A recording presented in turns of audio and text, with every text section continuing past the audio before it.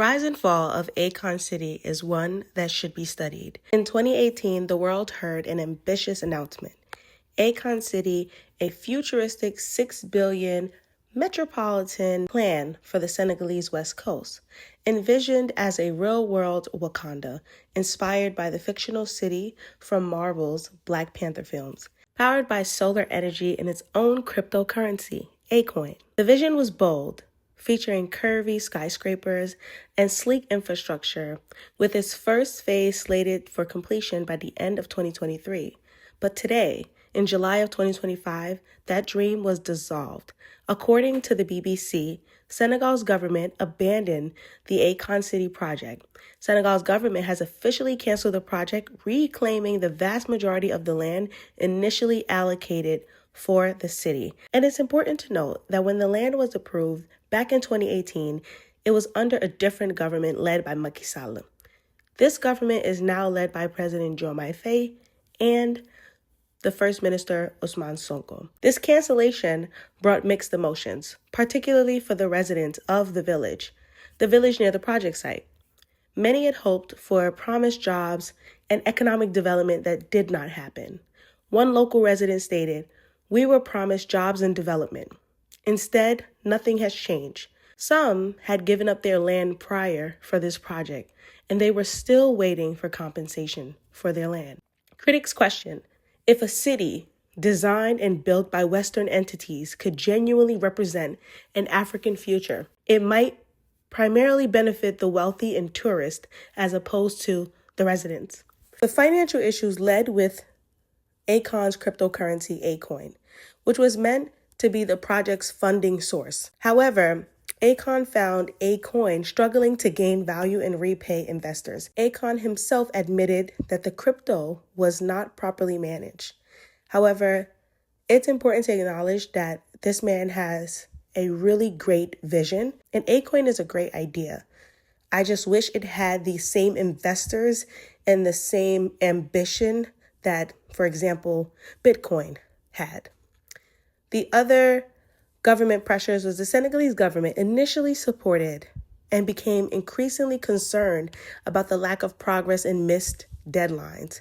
They eventually issued formal notices threatening to terminate the contract if construction did not advance. In addition to governmental issues, there were the legal battles.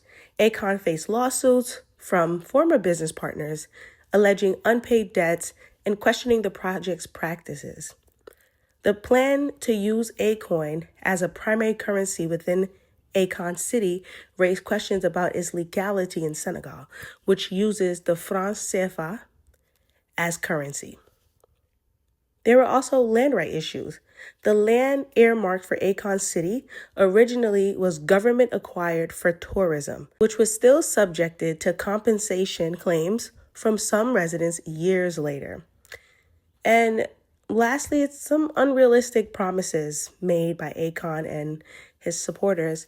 The scale and the speed of Akon City's promised development, including the ambitious goal of completing its first phase by 2023, proved to be overly optimistic. In response to these challenges and lack of progress, Senegal's state-owned tourism development agency, SAPCO Senegal, stepped in. They reclaimed most of the 136 acres of land initially granted to Akon. Instead of Akon City, SAPCO Senegal now plans a privately funded tourism hub on the same site, estimated at $1.2 billion. This project aims to create a major tourism destination featuring hotels, apartments, a marina, and a promenade. Akon is reportedly involved in this new, more realistic development, retaining about 20 acres that will be integrated into a larger project. The shift signals a move from a technologically ambitious vision to a more practical, tourism-focused development, aiming to create an estimated 15,000 jobs in its first phase and boost the local economy. The rise and fall of Akon City may be of interest. Perhaps a more realistic approach will benefit Senegal in the long run. Let me know your thoughts in the comments. How do you feel about Akon's initial plan for Akon City and Acoin? What do you think about the government taking back most of the land and still utilizing it for tourism, but including Akon and allowing him to keep the 20 acres to still be a part of the development? What are your thoughts on the way residents reacted? And are there any challenges that you think may come of this? Don't forget to like, comment, and subscribe to Simply May's Thoughts. And you can also follow me on all social medias at simplymays_thoughts. See you in the next video.